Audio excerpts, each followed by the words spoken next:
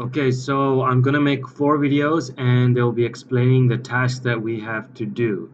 So before I start anything, here's a quick summary of what the task is. So I have a website and the website sells salt lamps and it's called thesaltlampshop.com.au. If you visit it, you will see the website and this is the stuff that I make these lamps and I sell these lamps online. So I want to get more sales. So to do that, I need to get more customers. And one of the ways you get more customers is if your website is ranking higher in Google. So if people search salt lamp, this website comes up first, this one second, third, and mine is fourth. So most people click on the first one. So I want to move up to position number 1 in Google search for different keywords. And to do that, I need to get backlinks to my website, and that's why I need your help. So a backlink is basically, here's my website.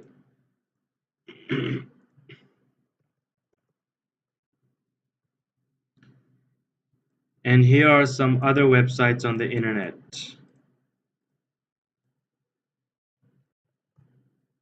Just using examples here.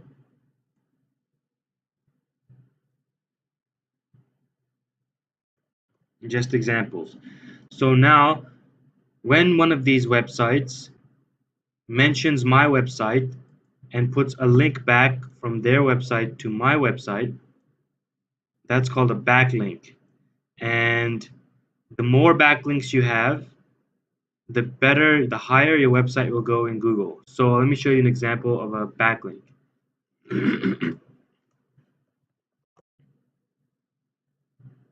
So just go to yoga.com as an example. Okay, so I searched yoga shop, yogaking.com. Let's go here. And you have a website here. So then what you do is, let's look at, go to a web page. And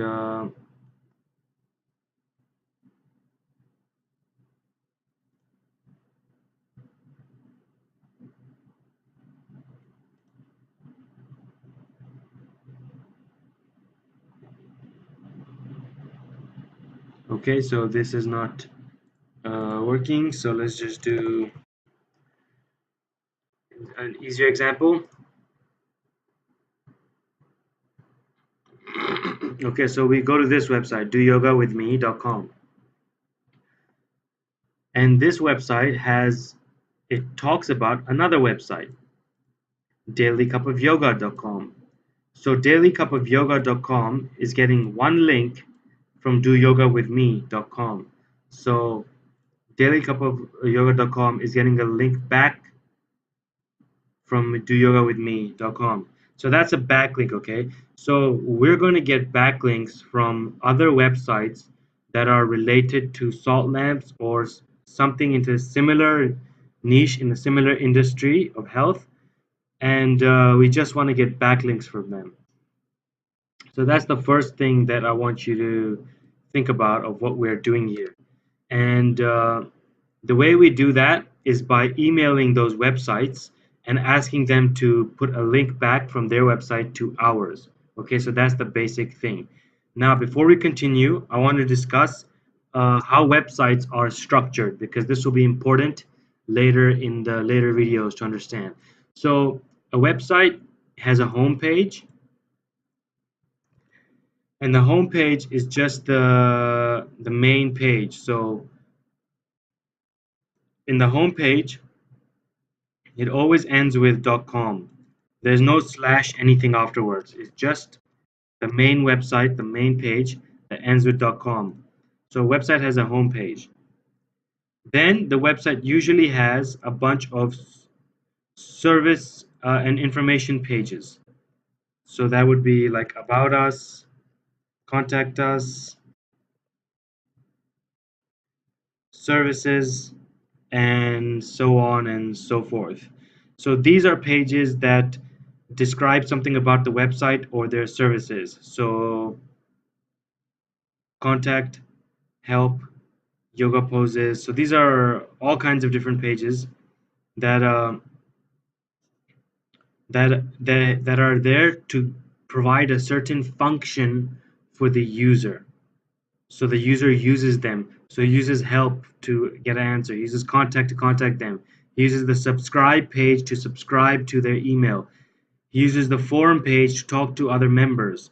He uses the events page to look at the events that are happening in the website. Okay, so website has all these pages, and websites also have another kind of page, which is a blog. And then sometimes they have pages like news and updates. Okay, so these two pages, blog and news and updates, they're different kind of page than this one, because these pages, what news, whether it's a news page, an updates page, or a blog page, what it does is it lists more, it lists a bunch of blog posts. So things that you you know, different topics related to the field, maybe videos and then some writing. It releases. See, yoga for tight hamstrings. It releases blog posts. Okay, so blog posts are found in the blog page. So these are blog posts.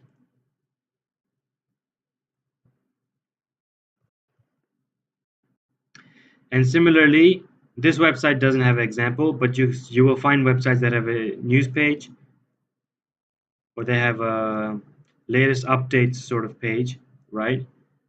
And basically, it's actually the same thing as a blog. They just use different name. But what it actually is news articles or updates on topics. So once again, articles. Okay. So these pages about contact services, they don't have blog posts or articles. They're just pages that are meant for a specific purpose, and you know, one page, two page. But these pages, when you go to them, they open up into more pages. Okay. So this is how websites, the whole website is structured. This is the whole website. Okay, home, then they have service pages, and then they have article pages. Like article pages are these two, news updates and blog. And then the article pages have articles, which are blog posts, news articles, update articles. Article is anything that has a topic and has a bunch of paragraphs and words, right? Those are articles. So the way that we email these people is we tell them that we have an article they can put on their website, as long as in the article that we give them, they put a link back to us. So if it's a yoga website, we might write an article about yoga. We will contact them and we will say, hey, we have this article on yoga. If you put it on your blog post, your audience will love it, but please put a link back to our website from the article. So this is how we get backlinks, like I showed you earlier, by offering articles. So that's what email outreach is. You email people to get backlinks for articles. Okay. Now, how do you do that? To do that, you use a software called a website called BuzzStream. Okay. And I'll explain what that is in a minute. But really quickly, you should remember that when we contact the people, we always talk about their blog or their news. We always talk about their articles, their specific articles. These are the only pages we talk about. We don't contact them in regards to their service pages because we're offering them an article. Okay. So real quickly, what is BuzzStream? BuzzStream is a online website that makes this whole process easier to follow and do. So I'm going to explain our BuzzStream method very quickly in a very basic way. In the future videos, there'll be more details. So what we do in BuzzStream is we find a whole bunch of websites from the internet that we can contact. So, like the thing is that the website has to be related to Himalayan salt lamps in some way. Because think about this: if we go to a website that's about science, right? Research, space, then why we have any topic? Let's imagine it's about electronics, okay? A website about electronics. Then we cannot contact them and ask them to write a post about Himalayan salt or salt lamps because it's not related to us at all. So we need to find websites that are related so we can contact them. So that's step one of the method. You find related websites, okay? Then what happens is I will find these websites and I will put them in an Excel sheet, okay? And the Excel sheet, hold on 1 minute. Okay, so this is just it's a rough example, but basically the list will look something like this. Description will be there, niche won't be there. Delete all of these. Domain will be there. This won't be there. Okay, this. So it's gonna look something like this. It's gonna have a description, a URL, which is the website, the description, and it's gonna have niche domain and a blog post and Google query. And I'll explain what all of this is. So basically, I will get a list of websites in Excel, and you will go through these websites one by one, and you will see if they are related or not, or whether we can outreach to them or not. So there's a few rules for what we can outreach to and what we cannot outreach to in terms of the websites. So really quickly, the websites that we cannot outreach to, we cannot send an email to, are really big brands like BBC.com or CNN.com. Why? Because they're too big and there's no point contacting them about our website. Okay, so you can't outreach them. You can't outreach. Yeah, so there's a couple of them you can't outreach. So really quickly, I'll show you examples. You can outreach really big websites like CNN.com, BBC.com, Forbes.com. Like really big Google.com, Facebook.com. You're not going to contact Facebook business and tell them to do a cooperation with us because they're too big. So that's one that you don't outreach. The second one is you don't outreach things like university websites. Um you don't outreach things like news websites like this. This is a news website, right? Science Daily. It's a news magazine or something. You don't outreach them because they have too many broad topics. Like they're very broad, like so many different topics, and they have a lot of articles, and it's not specific enough for us to contact because we want to contact someone that's related to our field, and this is just too many different fields. And also they post so many articles that once article posted, it's removed very soon, updated with a new one, so our articles won't stay on the website. So we don't do news websites, magazine sort of websites, really big websites. We don't do websites that are completely not related. So if I had a website about salt lamps, I won't contact a website like you know Wikipedia is too big. An insurance company, a financial company, a pet store. I won't contact a pet store. Miniclip.com that has video games. No point contacting this website about salt lamps. No point contacting Microsoft. So there's a lot of websites that there's no point in contacting, okay? So just keep that in mind. So now that you know what not to contact, the question is, what do we contact? And the answer is, it has to be a website that has three things. Okay, before I continue, two more websites that we can't really contact. One of them, another type of website we can't contact is one that has foreign languages, like it's all in Chinese or something. Don't want that. It has to be in English. And the last kind of website we can't contact is a small business website, like a clinic or something that doesn't have a blog or a news update. So it only has service pages, like I showed you in the diagram before. So many small business sites don't have this. They just have a homepage and then about, contact, and the services they offer, and their phone number to call them. So we don't contact them because they don't post articles. So we cannot contact them. So what we do need in a website is basically so the websites that we can contact have to have three things. They have to have some blog content or post or article. So they have to have these individual articles that you see. Let me show you. They have to have these ones, these ones. They have to have news articles, update articles. They have to have articles, articles. So what does an article look like? This is not an article.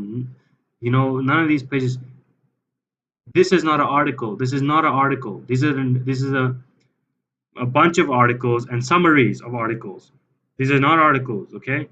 An article page has a title and it has an actual full article like this. This is an article. So what you want is you only want to contact websites that post articles, either through a blog or through news and updates. Most of the time it will be a blog. So it has to have articles. The other thing it has to do is it has to have it has to be in the same or similar niche. So if we're talking about salt lamps, it doesn't necessarily have to be exactly salt lamps that the other website is about. It could also be about, it could be a recipe website that's talking about Himalayan salt, or it could be a yoga website that talks about Himalayan salt, or it's about yoga and health because people use salt lamps for better health and yoga and breathing. And so anything health related and somewhat related to salt, Himalayan salt lamps, pink salt, we can use it.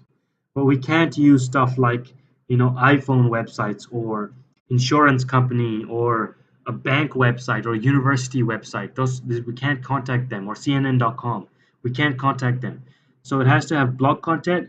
It has to be in a similar sort of niche. And finally, yeah, they cannot be too big for us, like I said many times now, like CNN.com or something. So that's the only kind of website we're going to contact. So keep that in mind.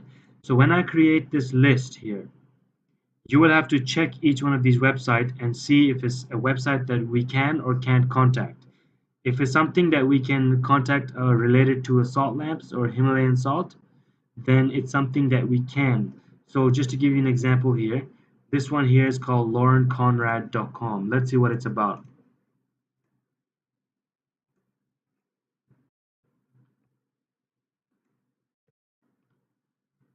So laurenconrad.com, let's see what it's about. It says wear, primp, get fit, dine, decorate, craft, family, boutique. So what is this website about?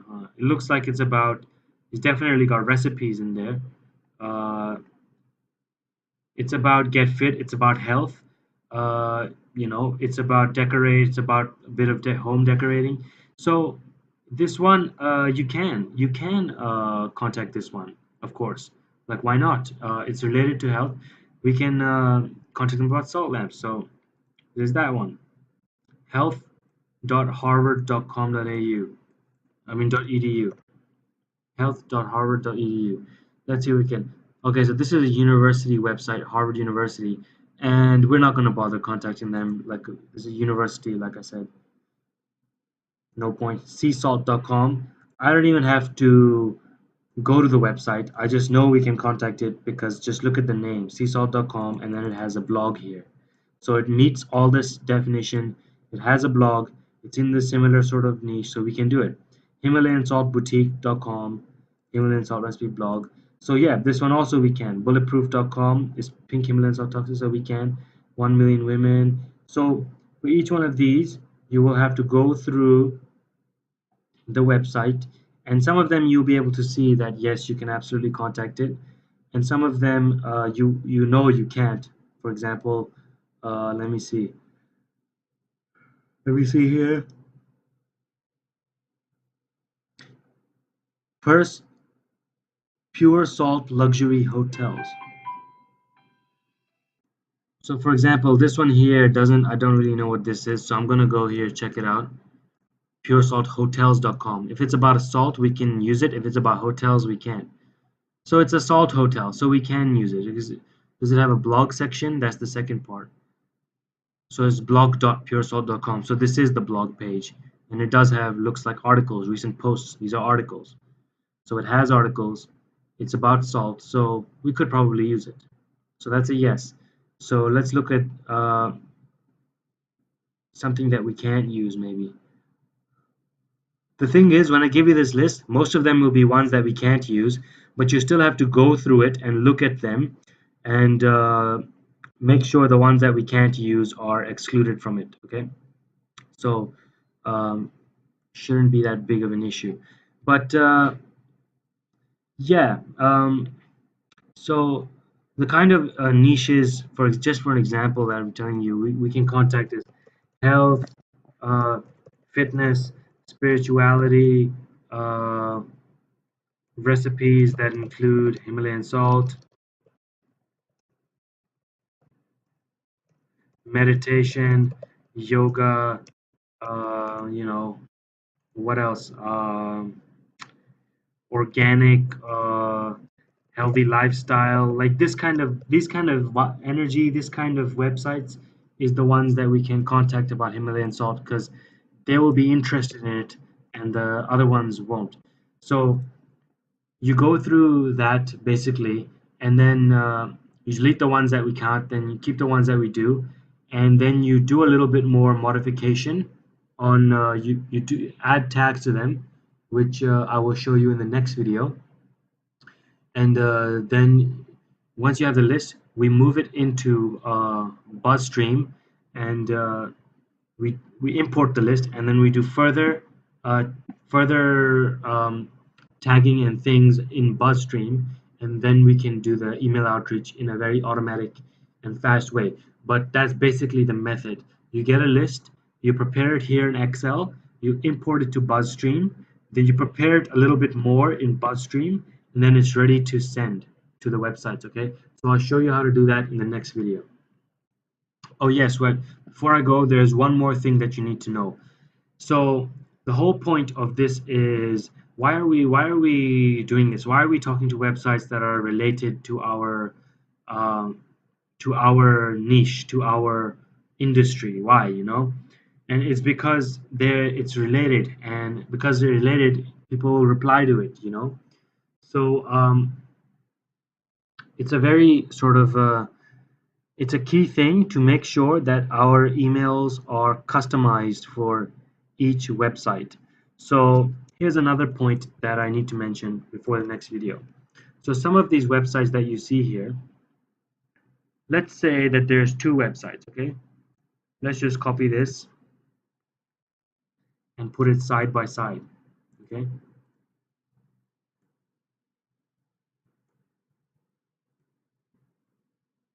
So this one here is site 1, this one here is site 2, okay? Keep that in mind now, because two different sites. Now the sites are, let's say they're both about yoga, okay? They're both about yoga, okay? But they're different sites, okay? And they both have blog sections, and they both have, you know, blog post articles, and they have a home page and service pages. So they're both pretty similar, but there's one difference, okay? This website here, website number 1, it has a blog post that is specifically about salt lamps or Himalayan salt, okay? And this one does not. This one has blog posts about other things, about meditation, spirituality, health, but this one has a specific blog post that says the benefits of salt lamps or something, right? So we want to get we want to be able to we want to send emails to these both websites, and both of them we want them to say yes to our email to put up an article. So how we can improve for this one here, if they already have a blog post about Himalayan salt, then when we write an email for them, we can mention in the email, we can say, hey, I read your blog post on Himalayan salt. I liked it, and I have another one for you to post if you want. Okay, something like that. But in this one, we will write, hey, I noticed your blog doesn't have an article on Himalayan salt lamps. So I want to offer you an article. So each one, we write a different email, okay? So it depends on whether or not they have a blog post on salt lamps or Himalayan salt or pink salt or the different names for it. It's the same thing. If they have a blog post for it or not, okay? So this is a major point in our method, because what we do is we tag each of the when we're doing the list, we tag each of the website here where it says blog post. We put Y for yes, it does have a blog post on Himalayan salt lamp, and N for no, it doesn't have one. So this is so when we import it into BuzzStream, we know which email to send which website. Okay, so that's a key point to do it, and to for our method. And how we find out if it has a post or not is too much time consuming to look at all their posts on the website. So there is a method to using this, and this is how you do it. So you go to the main website. This is the one, right? And agree and proceed. Okay, so you go to the home page, and then you write at the beginning site colon, which is the two dots, and then at the end you put a space and you write Himalayan salt. And now Google will show you all of the pages from that website. You can see they're all from that website that mention the word Himalayan salt. So look here, it says the benefits of Himalayan salt. So open this one, benefits of Himalayan salt, open this one. So now we go to here. What do we see? So it mentions Himalayan salt, but it's not an article. It's not an article. That's important. Remember I said it has to be an article. So let's go to this one.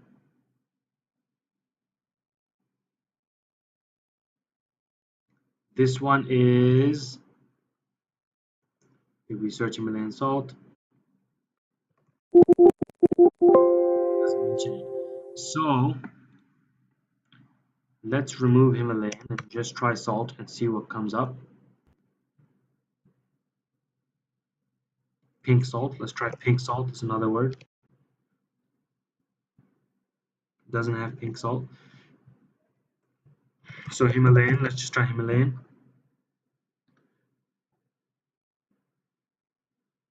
So as you can see, when you write site here and then you put the site name and then you do a space. Hold on, that was right. So you do write site this and then you do a space here and then you write the keyword that you're looking for. Google will bring up all the pages from this website that have this keyword, and it will highlight the keyword in the description here.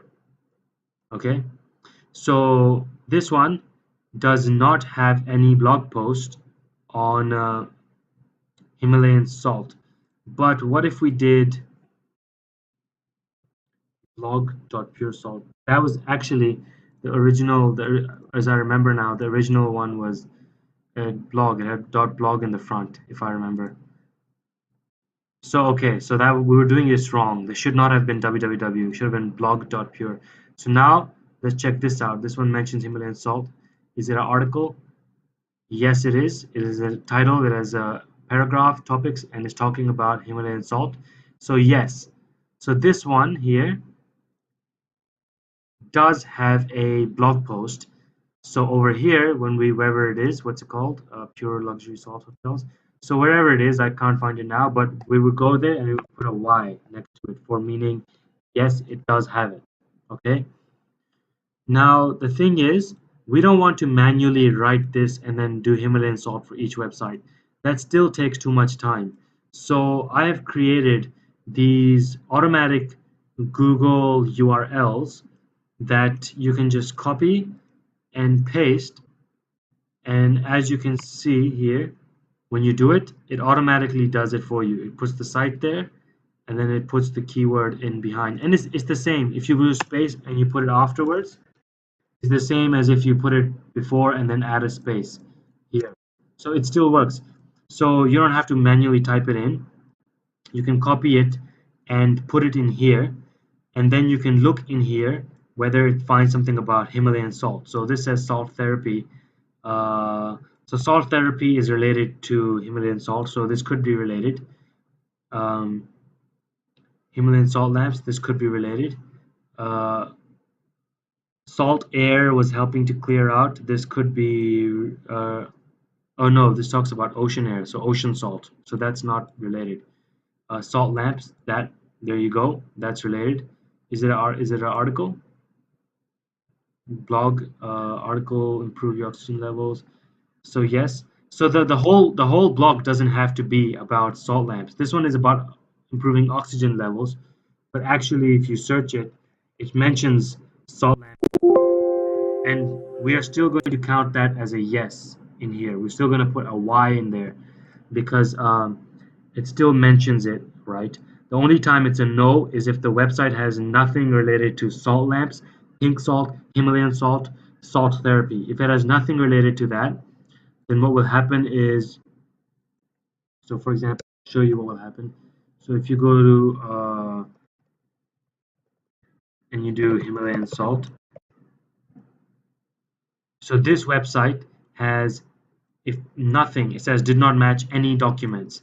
So if you put a website, if you copy one of these here, paste it in here, and it gives you this result, then you put no here. But otherwise, if it gives you results, you don't just straight away automatically put a yes. You still have to check that it's about Himalayan salt and not about any other kind of salt, or Celtic sea salt, or is not sea salt or ocean salt or something. And you still have to check that when you click it and check that it's an article. And then if all of that meets, you can put yes in here. Okay, so that's important. So back to here, once you have all of them listed in here as yes and no, then you'll import them into BuzzStream in separately, and you'll know which email to send which website. So I hope that makes sense. And now I'm going on to the next video.